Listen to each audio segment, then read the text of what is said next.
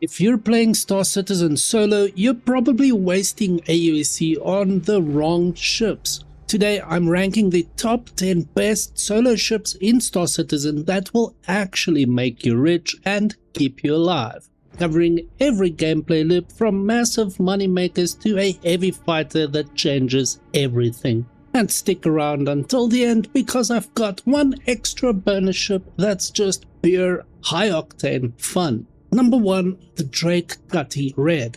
Out of all the more expensive medical ships, none of the solo ones are better than the Cutlass Red when it comes to versatility. Sure, the Apollos and Terrapin are tougher and have better medical beds, but they don't give you the same freedom as the Cutlass Red to do almost anything, from bounty hunting to planetary mining with a rock rover in the back.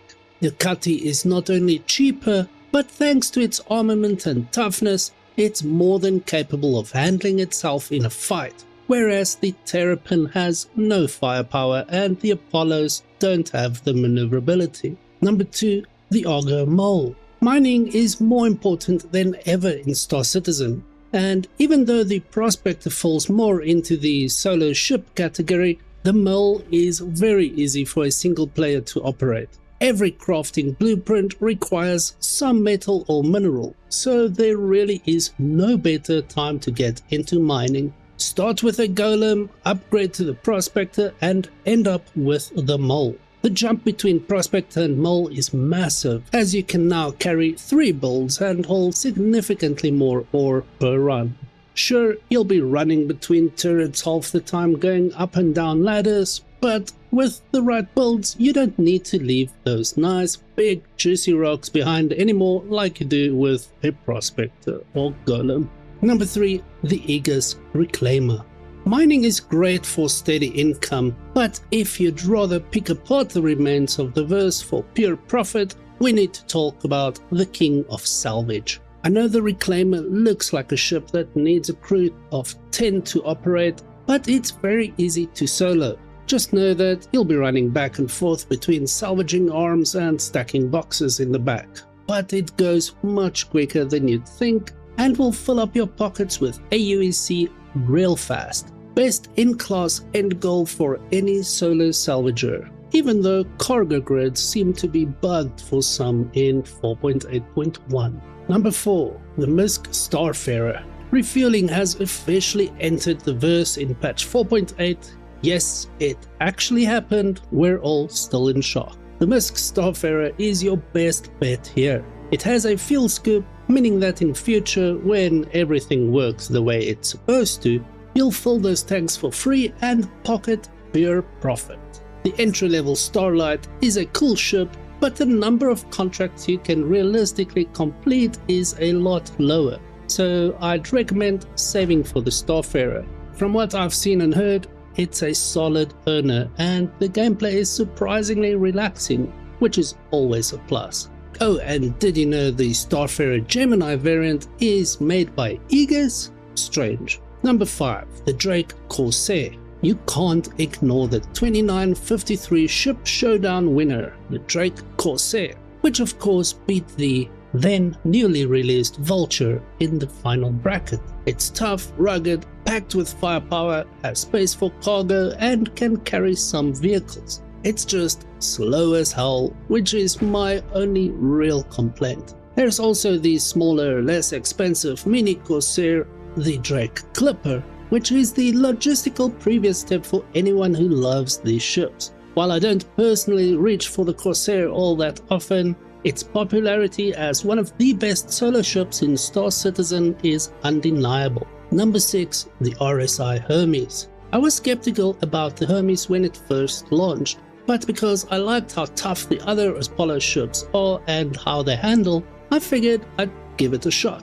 It's got that tractor beam on a rail, which helps a ton with holding big cargo boxes. But honestly, that's not even the best part. I hate hauling, let's be real. But we all need to grind that Kovalex rep at some point if we want to craft the good stuff. So I stacked a bunch of hauling contracts between the same locations and started playing with the ship tractor.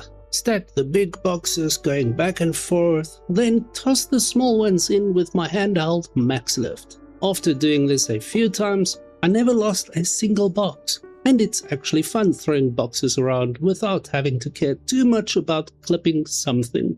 Great solo ship with a ton of space. Number 7. The MISC Hull-B.